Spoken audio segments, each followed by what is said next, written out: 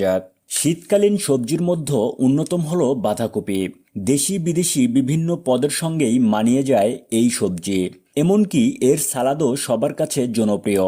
বাঁধাকপির বৈজ্ঞানিক নাম ব্রাসিকা অলেরেসিয়া। বাঁধাকপিতে সালফোরাফেন ও অ্যান্টিঅক্সিডেন্ট রয়েছে।